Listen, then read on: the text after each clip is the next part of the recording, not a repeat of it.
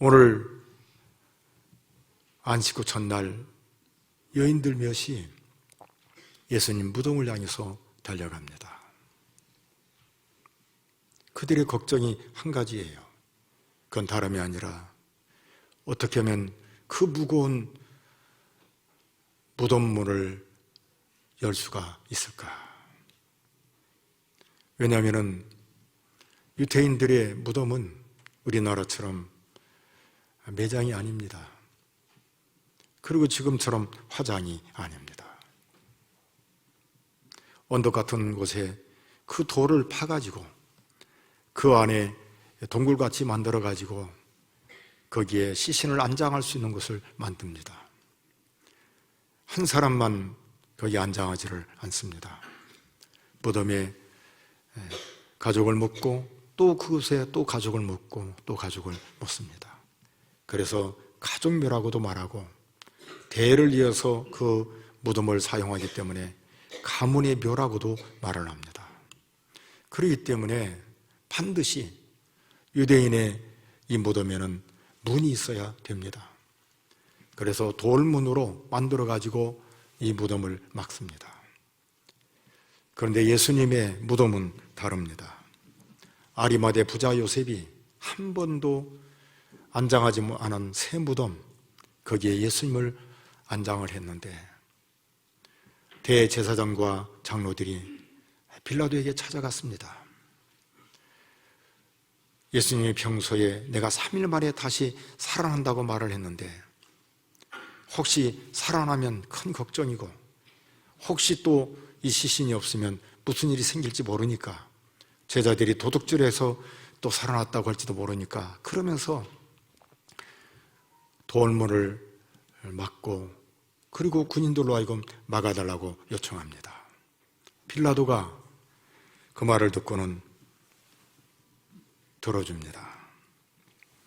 마태복음 27장 65절 66절에 보면은 군인들로 하여금 파수할 뿐만이 아니라 돌문을 만들었는데 큰 돌문 그것을 만들어서 딱 하고 앞에 둔 겁니다. 우리 같이 한번 읽어보겠습니다. 빌라도가 이르되 너희에게 경비병이 있으니 가서 힘대로 굳게 지키라 하거늘 그들이 경비병과 함께 가서 돌을 임봉하고 무덤을 굳게 지키니라. 아멘. 여인들이 걱정해서 왔는데 그런데 여인들의 걱정이 바뀝니다. 왜냐하면 경비병들이 없습니다. 그리고 예수님의 시신을 막아놨던 돌문이 사라졌습니다. 그것만이 아니라 예수님의 시신이 없어지고 만 겁니다. 여러분, 어느 집이 있는지 마찬가지죠. 부모의 시신이 없어지는 것, 이건 경악할 일입니다. 이 여인들 급하게 베드로와 다른 제자를 향해서 달려갑니다. 여기 다른 제자는 사도 요한을 말하는데 이 말을 들은 베드로와 사도 요한이 급하게 예수님 무덤을 향해서 달려갑니다. 처음에는 베드로가 앞장서는 것 같은데 나중에 보니까 사도 요한이 앞장서서 먼저 간 거예요. 사도 요한이 도착해서 무덤에 들어가지 않고 이렇게 쳐다보고 있습니다. 이상해요. 그런데 베드로가 늦게 도착했는데 베드로는 그냥 바로 곧장 무덤 속에 들어갑니다. 들어가서 가만히 보니까 무엇을 발견하게 되냐면 세마포가 놓였고 머리에 쌌던 수건도 놓여 있는데 세마포 함께 있지 않고 따로 이렇게 있는 거라 이 말입니다. 여기 세마포는 뭘 말하냐면 보자기를 말하는 게 아닙니다. 유대인들의 세마포는 병원에서 사용하는 붕대와 같은 것을 세마포라 그렇게 말합니다. 병원에서 환자가 몸이 아프고 팔이 부러지면 붕대를 갖다가 X자형으로 감습니다. 왜냐하면 이 부러지지 않도록. 그러듯이 시신을 어떻게 싸냐면 부러지지 않도록 X자형으로 이렇게 싸맵니다. 그러니까 쉽게 벗길 수가 없는 거죠. 그런데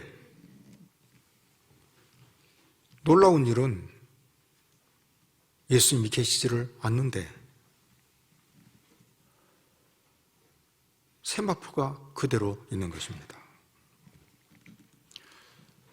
만약에 사람이 예수님을 도적질에 갔다면 세마포 쌓인 채로 데리고 가든지 아니면 알몸만 빼가서 가져간다고 하면 세마포가 흥크러져야 되는데 그게 아니에요.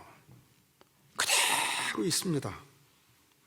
마치 시신만 쏙 빠져나가고 이 애벌레가 나방이 돼서 그 껍질을 그대로 남겨두고 쏙 빠져나간 것처럼 알맹이가 빠져나간 껍데기밖에 없는 것처럼 그렇게 있는 겁니다. 그리고 가만히 보니까 예수님의 시신이 이렇게 있으면 누워 있잖아요. 등이 밑에 바닥이 있지 않습니까? 세마포로 이렇게 쌌어요. 쌌는데 이 세마포가 윗부분이 이렇게 푹 하고 내려온 거라 이 말입니다. 왜 그러냐면 유대인의 장례법에 의하면은 향료, 시신이 썩지 않도록 위해서 향료를 거기다가 이렇게 쌓아 놓습니다. 그게 7절을 잘 보시면 또 신기한 게 있는데 7절을 같이 한번 읽어보겠습니다. 또 머리를 쌌던 수건은 세마포와 함께 놓이지 않고 딴 곳에 쌌던 대로 놓여 있더라. 이 말은 무슨 말이냐면 우리나라도 사람이 죽으면 수의를 입힙니다. 수의를 입히고 이 얼굴은 삼배로 이제 이렇게 두건처럼 만들어서 얼굴을 싸맵니다. 그리고 목에까지 오게 하고 딱 묶어요. 그러니까 얼굴 따로, 목 따로, 그 다음에 밑에 수의 따로가 있는 거라 이 말이죠. 유대인들은 세마포로 몸을 이렇게 둘둘 말았어요. 그리고 목은 비워두고 그 다음에 두건으로 얼굴을 싸맸어요. 싸매서 이 사이가 비어 있잖아요. 근데 수의가 있고 사람이 이렇게 있을 때는 세마포로 싸고 두건으로 쌌으니까 이 간격이 괜찮지만 쏙 빠져나가니까 이 사이가 벌어지고 두건 따로 세마포가 따로 있다 이 말입니다. 이걸 보고는 다른 제자도 쑥 돌아서 보니까 이상해요. 아무리 봐도 시신이 없는데 건드린 흔적이 없습니다. 뺐다면은 헝클어질 텐데 그런 것도 아니라 이 말입니다.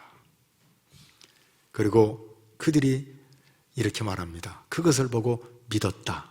믿었는데 여기 조금 의심해요. 8절, 9절, 10절을 보면은 이 대목에 나오는데 우리 한번 같이 한번 읽어보겠습니다. 그때야 무덤에 먼저 갔던 그 다른 제자도 들어가 보고 믿더라. 그들은 성경에 그가 죽은 자 가운데서 다시 살아나야 하리라 하신 말씀을 아직 알지 못하더라. 이에 두 제자가 자기 집들의 집으로 돌아가니라. 여러분 보십시오. 예수님이 부활한 것을 진짜 보고 믿었으면 여러분 같으면 어떻게 하세요? 감격이잖아요. 와! 그런데 현장에서 보고 맞아 느껴요. 그런데 믿어지질 않는 거예요. 베드로와 요한 수제자와 그리고 예수님이 사랑하는 제자입니다. 그들은 평소에 예수님께서 십자가에 못 박혀 죽고 3일 만에 부활한다는 말을 했지만 별로 머릿속에 들어오지를 않습니다. 우리는 요한복음 11장에 가면은 나사로가 죽어서 나흘이나 됐어요. 무덤에 들어가 있는데 벌써 냄새가 납니다. 예수님이 나사로를 살리기 위해서 갑니다. 그리고 돌문을 옮기라고 말합니다. 그때 말하다가 말합니다. 주님, 죽은 지 나흘이나 돼서 냄새가 납니다. 예수님께서 말씀하셔요. 나를 믿는 자는 죽어도 산다는 말을 내가 믿지 않느냐. 돈문을 옮깁니다. 예수님께서 나사로를 향해서 한마디 합니다. 나사로야 나와라. 어떤 일이 벌어지죠? 나와요. 나오는데 달라요. 머리에는 두건이 있습니다. 온몸은 세마포로 칭칭 감겨져 있어요.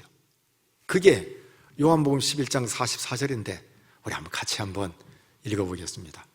죽은 자가 수족을 배로 동인채로 나오는데 그 얼굴은 수건에 쌓였더라. 예수께서 이르시되 풀어놓아 다니게 해라 하시니라. 아멘. 여러분, 예수님의 부활과 나사로가 다시 사는 것과는 달라요. 부활은 오늘 우리의 이런 연약한 모습이 아니에요. 부활은 신비로운 몸입니다. 그 예수님의 부활, 오늘 새벽에도 말씀을 드렸습니다만 예수님께서 부활의 첫 열매가 되셨다고 말씀해 주십니다. 주님 재림하실 때에 누가 부활하는가? 예수 그리스도에게 속한 자들이 부활한다고 말씀해 주십니다. 예수님께 속한 자가 누굽니까? 예수 믿는 자들입니다. 예수님께 속한 자들이 누굽니까? 말씀대로 순종하는 사람들입니다. 특별히 두 가지를 아주 소중하게 얘기해요. 첫째는 가정을 믿음으로 세워갑니다. 왜 그래요? 예수 믿지 않으면 생명이 없기 때문에 그래요. 여러분, 두 번째 우리에게 주시는 메시지가 있는데, 결코 신앙은 기적을 보거나 표적을 봐서 얻어지는 것이 아니라는 사실입니다. 부활의 이 사건을 누가 먼저 본 줄 아세요? 군인들이 먼저 봤습니다. 왜냐하면 무덤이 열리고 예수님이 살아나시고 이런 과정을 누가 보냐면 파수하는 군인들이 먼저 보는 거예요. 그런데 보십시오. 그 광경이 얼마나 찬란한지. 큰 지진이 납니다. 하늘에서 천사들이 내려와서 무덤의 돌을 굴러냅니다. 번개 같은 형상, 눈과 같이 신호등, 그야말로 이 인간의 어떤 상상으로 추억할 수 없는 엄청난 일이 그들 앞에 벌어진 거예요.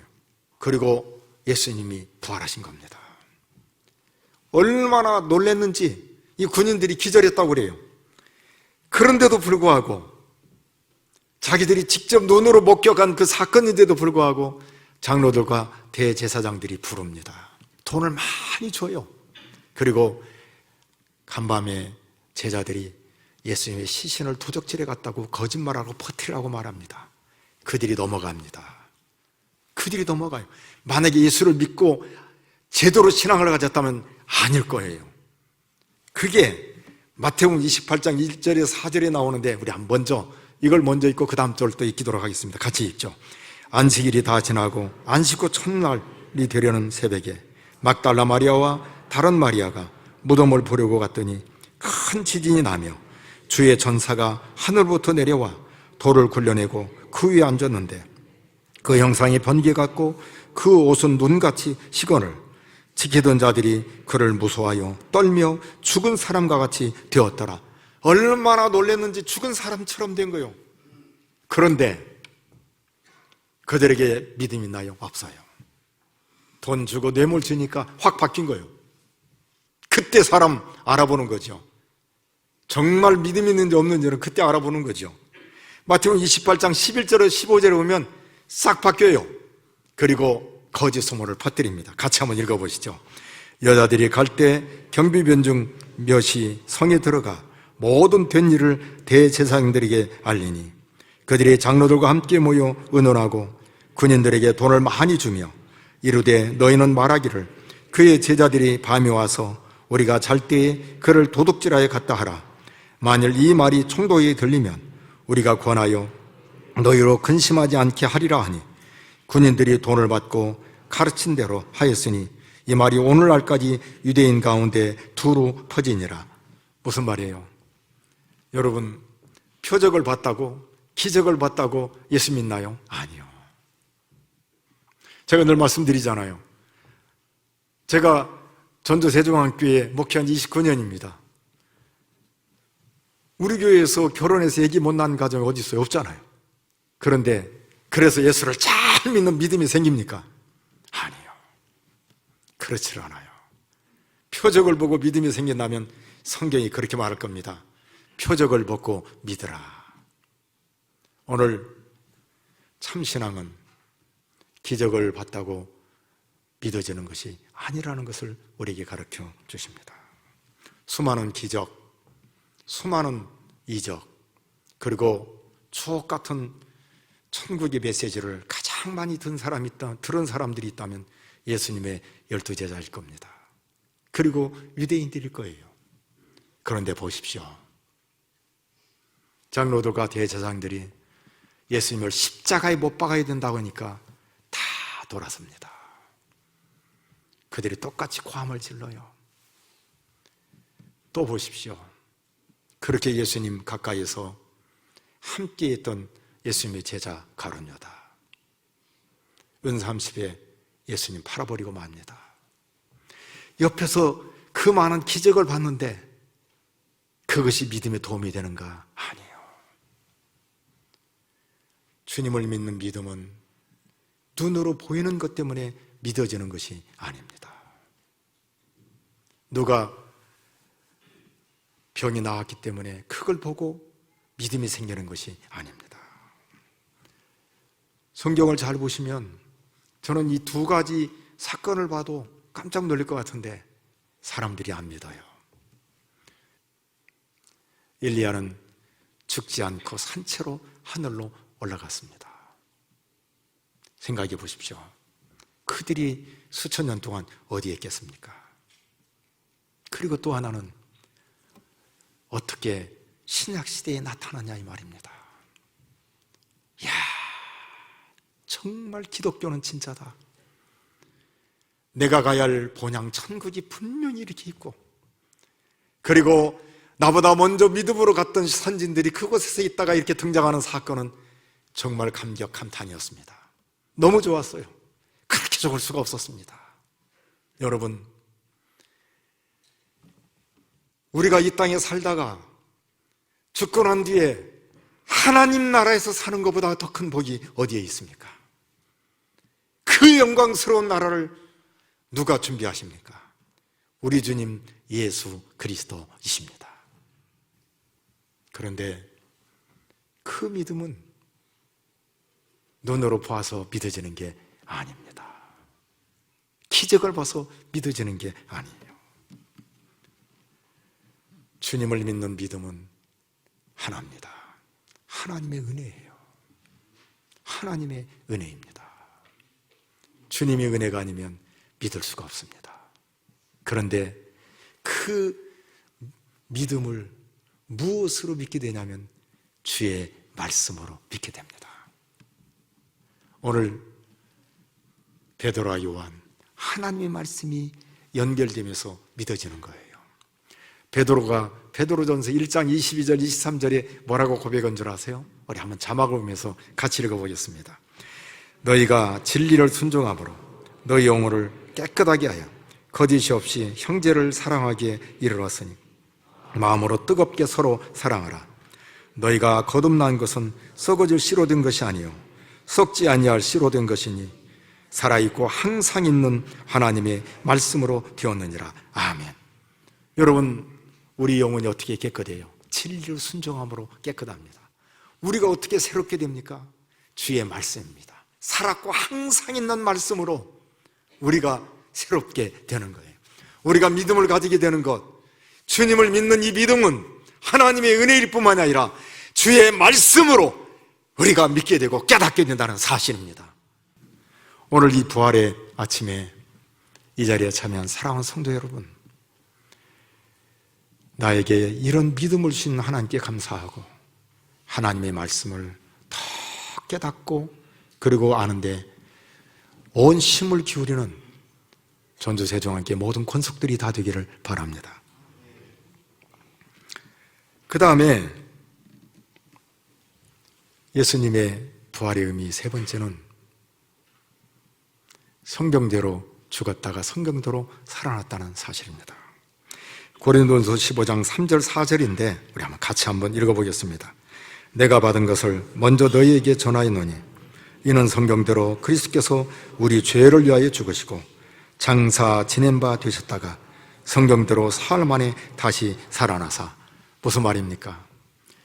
예수님의 이 십자가에 죽으시고 부활하심은 그냥 어떤 순간에 나타난 것이 아니라 오랜 세월 속에 이미 언약한 그대로 성경대로 죽으시고 성경대로 부활하신 이것을 우리에게 가르쳐 주십니다. 여러분, 참 중요한 게 한 가지가 있습니다. 성경대로 주님께서 죽으시고 부활하신 것처럼 우리도 마찬가지예요. 하나님께서 우리를 이 땅에 보내셨습니다. 그리고 살게 하셨습니다. 그리고 하나님이 우리를 부르실 것입니다. 이 땅의 이 삶 너무 소중합니다. 우리는 함부로 살아서는 안 돼요. 오늘 주님께서 성경대로 죽고 성경대로 사신 것처럼 오늘 우리도 하나님의 말씀대로 살다가 그리고 하나님께 부름받아서 가야 됩니다. 로마서 10장 17절에 보면 믿음이 어디서 나는가? 주의 말씀이라고 말해주는데 같이 읽겠습니다. 그러므로 믿음은 들음에서 나며 들음은 그리스도의 말씀으로 말미암았느니라. 아멘. 오늘 우리 교회가 말씀대로 순종해서 이 말씀에 의한 믿음으로 충만한 그런 교회, 그래서 성경대로 죽으시고 부활하신 예수님을 자신 있게 증거하고 그리고 그 주님으로 살아가는 우리 교회 성도들이 되기를 바랍니다. 오늘 고린도전서 11장 23절에서 29절에 보면 이렇게 말해주는데 먼저 한번 읽어보도록 하겠습니다. 내가 너에게 전한 것은 주께 받은 것이니 곧 주 예수께서 잡히시던 밤에 떡을 가지사 축사하시고 떼어 이르시되 이것은 너희를 위하는 내 몸이니 이것을 행하여 나를 기념하라 하시고 식후에 또한 그와 같이 잔을 가지시고 이르시되 이 잔은 내 피로 세운 새 언약이니 이것을 행하여 마실 때마다 나를 기념하라 하셨으니 너희가 이 떡을 먹으며 이 잔을 마실 때마다 주의 죽으심을 그가 오실 때까지 전하는 것이니라. 그러므로 누구든지 주의 떡이나 잔을 합당하지 않게 먹고 마시는 자는 주의 몸과 피에 대하여 죄를 짓는 것이니라. 사람이 자기를 살피고 그 후에야 이 떡을 먹고 이 잔을 마실지니 주의 몸을 분별하지 못하고 먹고 마시는 자는 자기의 죄를 먹고 마시는 것이니라. 아멘. 떡을 떼면서 주님 감사합니다. 주의 찢긴 몸을 기념하는 거예요. 잔을 들면서 감사합니다. 주의 흘리신 보혈을 기념하는 겁니다. 그런데 여기 이렇게 말합니다. 아무나 성찬에 참여하면 안 된다고. 누구든지 주의 떡이나 잔을 합당하지 않고 먹고 마시는 자는 주의 몸과 피에 대하여 죄를 짓는 것이니라. 사람이 자기를 살피고 그 후에야 이 떡을 먹고 이 잔을 마실지니 주의 몸을 분별하지 못하고 먹고 마시는 자는 자기의 죄를 먹고 마시는 것이니라. 오늘 부활의 아침에 주께서 부활하신 이 엄청난 사건은 사람이 죽었다 깨는 그것과 달리 부활한 사실입니다. 두 번째는 이건 눈으로 본다고 믿어지는 게 아니라 하나님의 은혜요, 말씀으로만 믿어진다는 사실이에요. 세 번째는 성경대로 죽으시고 부활하신 이 놀라운 엄청난 의미가 있음을 가르쳐 줍니다. 우리도 이 땅에 주로부터 왔다가 주로 말미암고 그리고 주에게로 돌아가는데 우리 함께 정말 하나님의 백성답게 말씀에 순종하고 거룩한 하나님 백성 되어서 예수 그리스도의 부활에 증인되고 주의 영광을 드러내는 아름다운 전주세종함께 모든 권속들이 되기를 바랍니다.